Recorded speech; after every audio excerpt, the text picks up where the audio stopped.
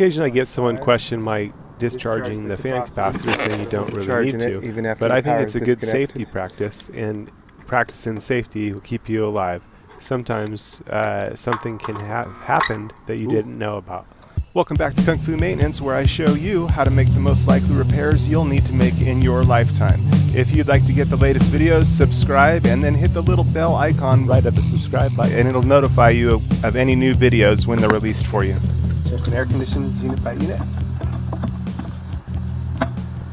Oh, that one was pre-sealed there. Okay, got a disconnect hold. And let's take a look.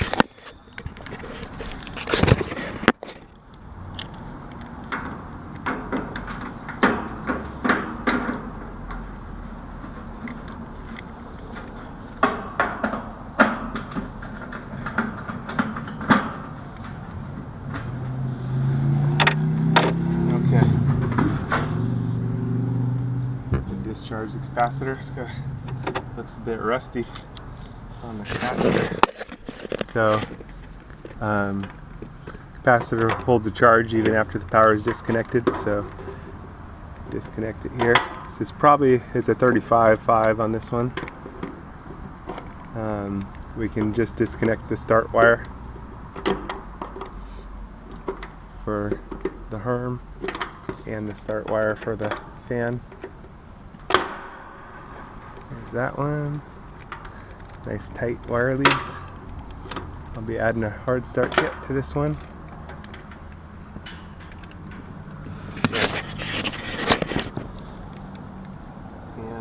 And almost electrocuted myself on the last one as I forgot to pull the disconnect. Not a good thing. This has a non-contact voltage detector, so it's kind of a good. Got low voltage. We're disconnected.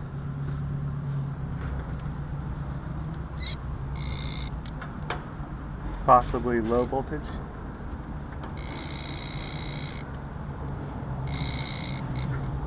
Let's check on the meter. So volts AC, one lead to each side. See if we have a call for cooling on this. No, 0.003. For some reason it's got a trace of electricity. It's very weird. 0.0001. Oh, very strange. Okay, but for the task at hand, checking common to HRM, looking for 33.56. It's good. It's a little weak, but I mean it's getting towards weak, but it's not so weak that it needs to be replaced. Common to fan. Whoa, 3.59. So that's bad, which is probably a good thing. So I wanted to change this out as I think it's a Subco. So we need a 35 and a 5. I'm going to need to make one.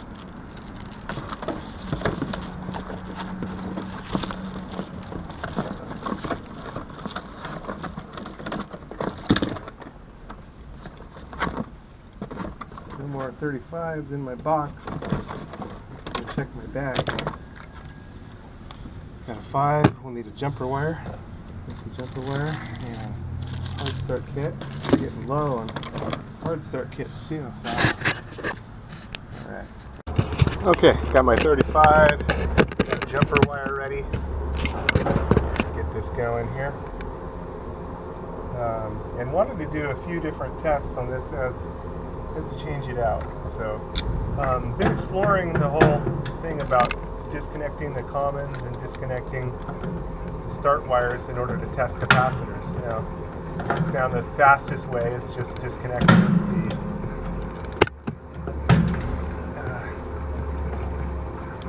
the start wires. There we go. The start wire for HRM, that's usually yellow on Goodman's. janitrals. Other manufacturers use different colors, but you can usually figure it out because it's the one that's going to the compressor. It's your start wire, okay? And then the start wire for the fan, which on Goodman's is brown. A lot of other manufacturers use brown as well. There's a few different ones out there that use different colors just to,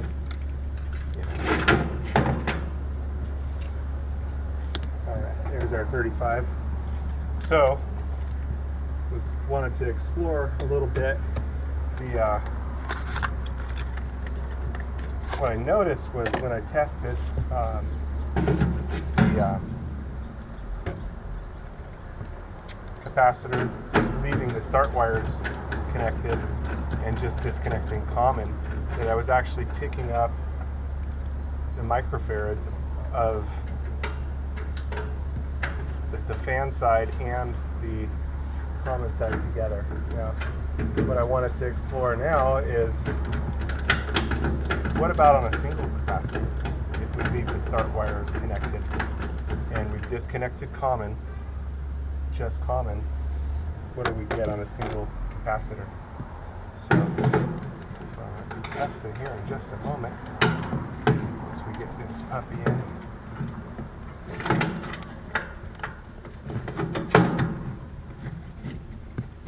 Alright, that's going to make a good seat. Okay, so we're going to have one side go into Herm.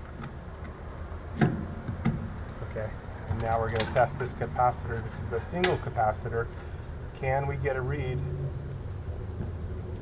We have nothing on the fan. Normally we have the fan and then the jumper wire to common. So just for research, HVAC research continuing. So here's our microfarad test on a 35, disconnecting the commons. And yes, we can test it that way. We've got 34.56. Can't do it on a dual cap because it keeps the connection between the fan capacitor. So now, on the fan capacitor, let's go ahead and test. Here's how it would be connected, and the common is going to go from here to here. So without the common connected, let's see what our reading is. The same reading. We got 34.26, I think. Here we go.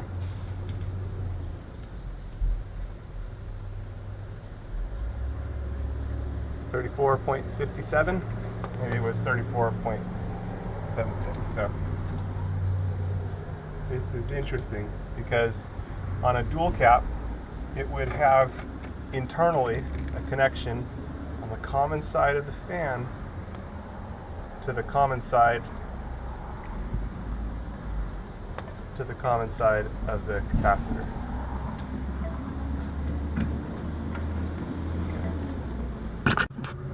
Okay, so now we've connected the common, which would happen internally to the dual cap, and that's why we couldn't test this.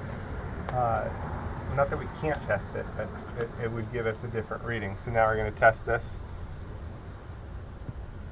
39.5. Okay. So now if we disconnect that common, and it's actually pretty interesting to me. So 39.5. It looks like that with the common, it's connecting over and reading both capacitors. 34.56. Yep. And then if we read this 34.56 and then the 5 capacitor, the 5 is 4.96. So that's what's happening. So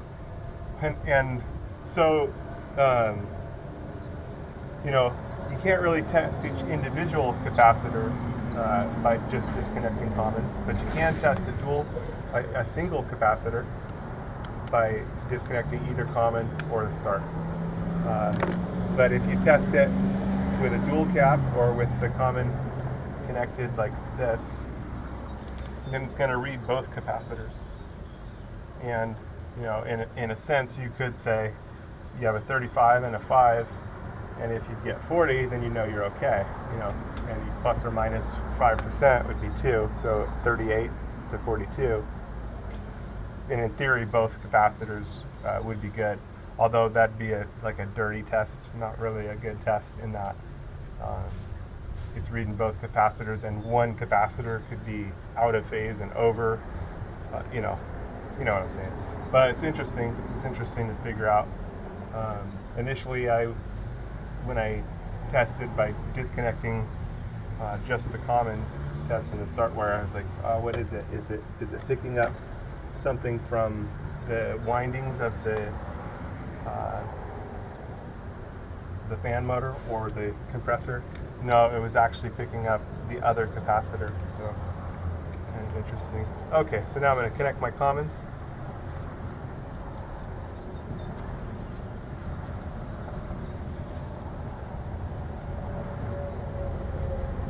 Make sure our leads are nice and tight.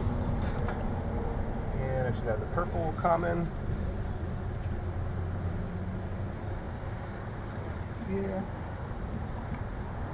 And now is going to be the hard start kit. I'm going to add a hard start kit, which is going to go. Oh shoot!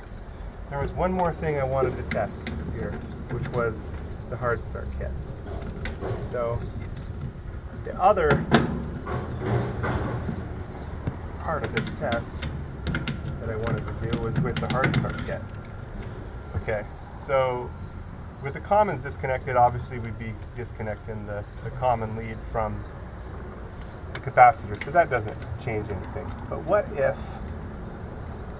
if we left the hard start kit hooked up to either a dual cap or a single cap?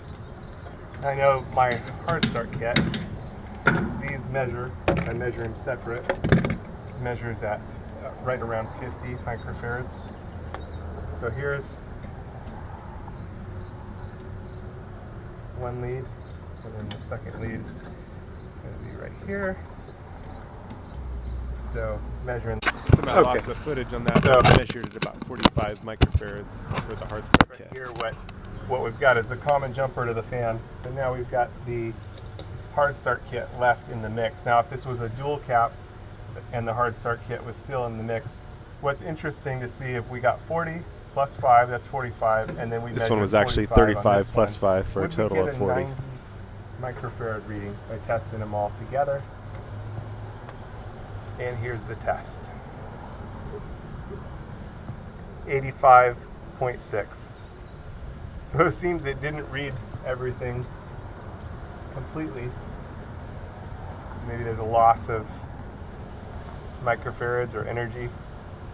Actually, more likely my hard start kit was just a way, 45 microfarads, so the 40 plus the 45. Okay, now we can would have made hook 85. up our leads. Got my common leads and my common.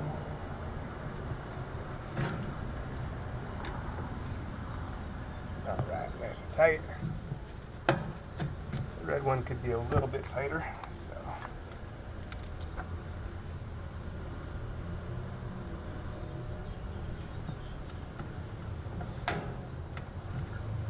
All right, nice and snug now. And can hang the hard start kit right on the front here. And gonna need to pass the cable strap in here.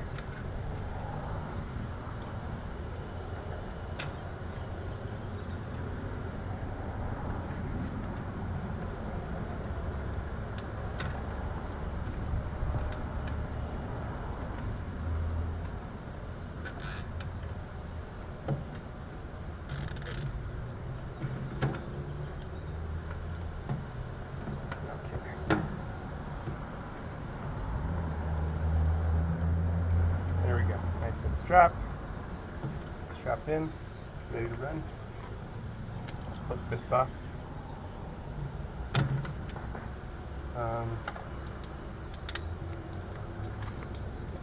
All right, now I'm ready to plug it in. This one has a dust cover. on the deal, so I'll pop that out so that I can read this better.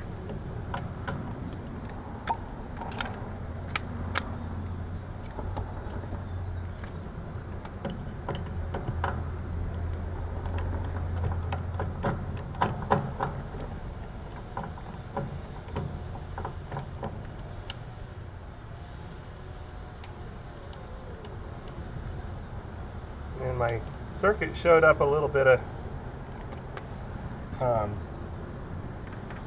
just a tiny bit of voltage from the contactor. I'm thinking maybe it's from the thermostat battery leading back, and that my setting is fairly sensitive on the deal. Okay, I'm going to plug the disconnect back in. I should have tested it with a multimeter set to DC voltage, as a battery is DC direct current. That would have been interesting. Give a listen to how we sound. If I get a chance to go back up there, I'll check that one again just to see. Rogue screwdriver. A little mystery there.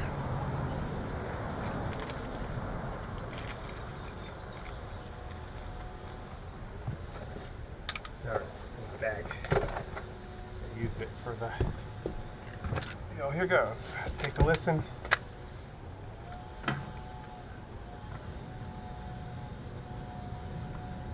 Okay. Oh, it's beautiful. Fan motor's spinning the right way. Done deal. We found a capacitor that likely would have been a no-cool call, and it was definitely interesting to me exploring about the deal.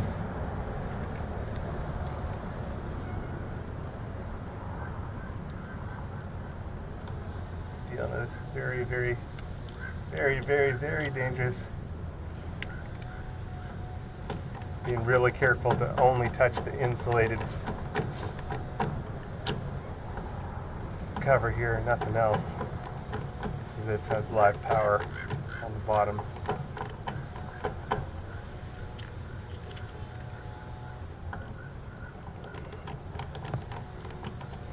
All right, done deal.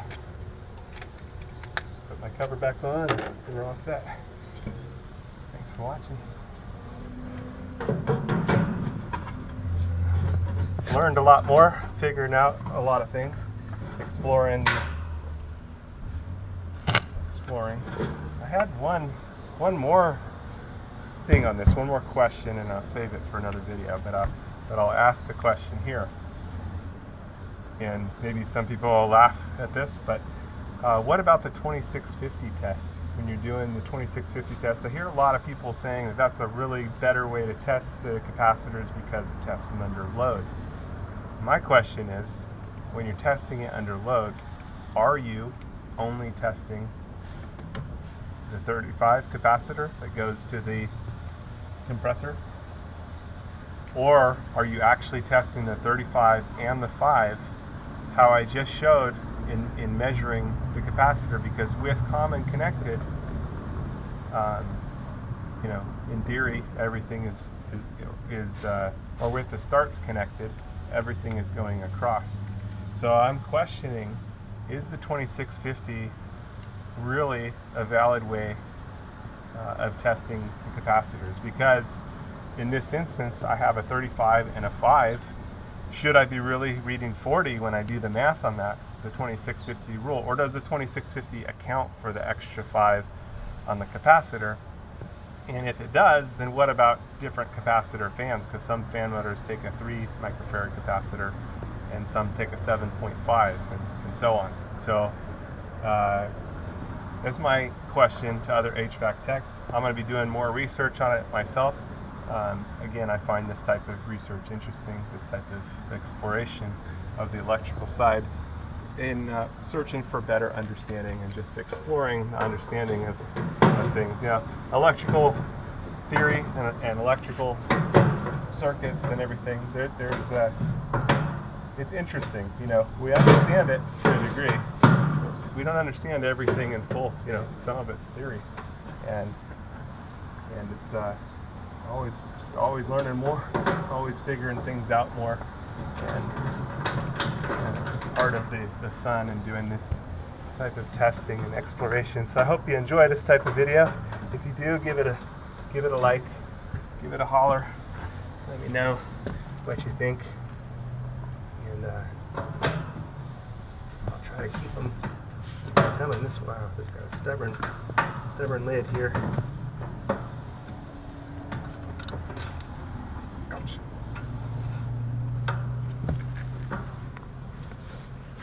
Maybe I'm not positioned correctly here. So let me start with that. There we go. Start with this side.